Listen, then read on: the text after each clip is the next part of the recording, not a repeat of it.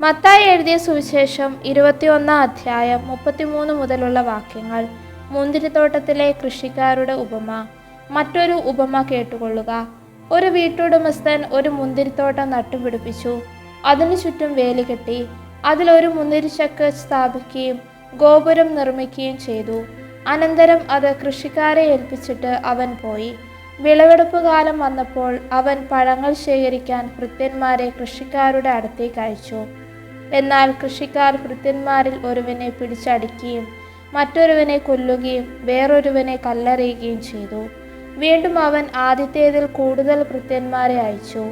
അവരോടും കൃഷിക്കാർ അപ്രകാരം തന്നെ പ്രവർത്തിച്ചു. പിന്നീട് അവൻ, എൻ്റെ പുത്രനെ അവർ ബഹുമാനിക്കും എന്ന് പറഞ്ഞ് സ്വപുത്രനെ തന്നെ അവരുടെ അടുക്കലേക്ക് അയച്ചു. അവനെ കണ്ടപ്പോൾ കൃഷിക്കാർ പരസ്പരം പറഞ്ഞു, ഇവനാണ് അവകാശി. വരുവിൻ, നമുക്കിവനെ കൊന്ന് അവകാശം കരസ്ഥമാക്കാം. അവർ അവനെ പിടിച്ച് മുന്തിരിത്തോട്ടത്തിന് വെളിയിലേക്ക് എറിഞ്ഞു കൊന്നുകളഞ്ഞു. അങ്ങനെയെങ്കിൽ മുന്തിരിത്തോട്ടത്തിൻ്റെ ഉടമസ്ഥൻ വരുമ്പോൾ അവൻ ആ കൃഷിക്കാരോട് എന്തു ചെയ്യും? അവർ പറഞ്ഞു, അവൻ ആ ദുഷ്ടനെ നിഷ്ഠൂരമായി നശിപ്പിക്കുകയും യഥാകാലം ഫലം കൊടുക്കുന്ന മറ്റു കൃഷിക്കാരെ മുന്തിരിത്തോട്ടം ഏൽപ്പിക്കുകയും ചെയ്യും. യേശു അവരോട് ചോദിച്ചു, പണിക്കാർ ഉപേക്ഷിച്ച് കളഞ്ഞ കല്ല് തന്നെ മൂലക്കല്ലായി തീർന്നു.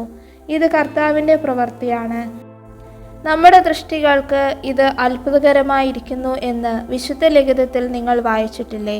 അതുകൊണ്ട് ഞാൻ നിങ്ങളോട് പറയുന്നു, ദേവരാജ്യം നിങ്ങളിൽ നിന്ന് എടുത്ത് ഫലം പുറപ്പെടുവിക്കുന്ന ജനതയ്ക്ക് നൽകപ്പെടും. ഈ കല്ലിൽ വീഴുന്നവൻ തകർന്നു പോകും. ഇത് ആരുടെ മേൽ വീഴുന്നുവോ അവനെ അത് ധൂളിയാക്കും. പ്രധാന പുരോഹിതന്മാരും പരിസേയരും അവൻ്റെ ഉപമകൾ കേട്ടപ്പോൾ അവൻ തങ്ങളെപ്പറ്റിയാണ് സംസാരിക്കുന്നതെന്ന് മനസ്സിലാക്കി. അവർ അവനെ പിടികൂടാൻ ശ്രമിച്ചു, എങ്കിലും ജനക്കൂട്ടത്തെ ഭയപ്പെട്ടു. കാരണം ജനങ്ങൾ അവനെ പ്രവാചകനായി പരിഗണിച്ചിരുന്നു.